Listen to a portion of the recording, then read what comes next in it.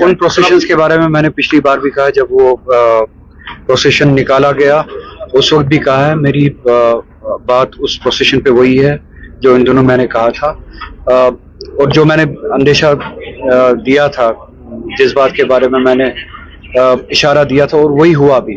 उस प्रोसेशन को उन्होंने इस्तेमाल किया फिर अपने प्रोपेगेंडा के लिए। पार्लियामेंट में आपने देखा होगा कि अमित शाह ने कैसे उस प्रोसेशन का इस्तेमाल किया, और ये झूठ बोल के कि ये प्रोसेशन मुहर्रम के प्रोसेशंस की इजाज़त कश्मीर में मिलती नहीं थी, हमने दी, और शिया सुन्नी डिवाइड करने की कोशिश की, ये बता के कि वहाँ पे सुन्नी एडमिनिस्ट्रेशन हुआ करती थी और शियों को मुहर्रम प्रोसेशन निकालने नहीं दिया करती थी।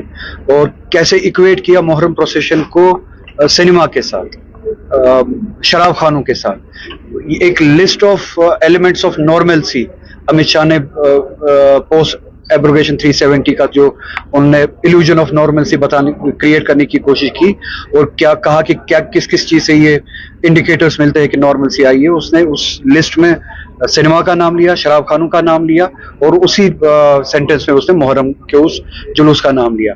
तो मैंने उसी के बारे में पहले भी कहा था कि ये जुलूस, ये एडमिनिस्ट्रेशन अपने प्रोपेगेंडा के लिए ज्यादा इस्तेमाल करेंगे, बजाय इसके कि इमाम हुसैन अलैहिस्सलाम का जो मकसद है वो पूरा हो। अगर वो इस बारे में मजहबी आज़ादी के बारे में सच्ची में संजीदा होते तो जामा मस्जिद पे जो कदगने लगते हैं हर जुमा, ताले लगते हैं, इसी को जामा मस्जिद में नमाज पढ़ने नहीं दी गई, उसकी इजाजत नहीं दी गई, तो वो जामा मस्जिद भी आज़ाद होती, वो मुसलमान भी आज़ाद होता अपने दीन पे अमल करने, जिसकी लिंचिंग होती है हर रोज। तो मैं नहीं चाहता हूं कि इमाम हुसैन का जो जुलूस इसी तरह के एग्रेशन के खिलाफ एक जरिया है, वो इसी एग्रेसर का एक हथकंडा बन जाए कि वो fake sense of normalcy. Farooq साहब कह रहे हैं they want to knock the doors of the supreme court for the statehood, तो इस पे आप थोड़ा बहुत रिएक्शन दीजिए। और उमर साहब भी तैयार है आप स्टेप डाउन होने के लिए, सब्जेक्ट ये है कि स्टेटहुड मिलेगा। सर ऐड ऑन करूंगा मैं कि अपने चाहते हैं कि स्टेटहुड की बिल जो है पेश की जाएगी अगले पार्लियामेंट के बारे में मुझे नहीं पता, जब अगर बिल पेश होगी तो तब उस पर बात करेंगे। और मैं यही कहूंगा कि ठीक है, कोर्ट में जा सकते हैं, पार्टी जा सकती है, मेरी पार्टी भी जा सकती है, और मैं इतना ही याद दिलाऊंगा हमारी लड़ाई स्टेटहुड की नहीं है, हमारी लड़ाई उससे ज्यादा है। हमारी लड़ाई है वो कॉन्स्टिट्यूशनल गारंटी जो 2019 में हमसे छीने गए, तो हमारी लड़ाई हमें भूलनी नहीं चाहिए। बीजेपी ने अपने इलेक्शन मैनिफेस्टो में भी कहा था कि हम स्टेटहुड देंगे, पार्लियामेंट में भी कहा था हम स्टेटहुड देंगे, लोकल बीजेपी ने भी अपने मैनिफेस्टो में कहा था कि हम स्टेटहुड देंगे। दूसरी अलाइड टीम्स जो थी बीजेपी की, वो भी कहते थे कि हम स्टेटहुड की लड़ाई लड़ेंगे, मगर नेशनल कॉन्फ्रेंस की लड़ाई स्टेटहुड की लड़ाई नहीं है। हमारी लड़ाई उस गारंटी की वापसी की है, उस स्टेटस की 370 की वापसी की है, उस स्टेटस की वापसी की है जो आईन हिंद ने हमें दिया था एक्सेशन के टाइम।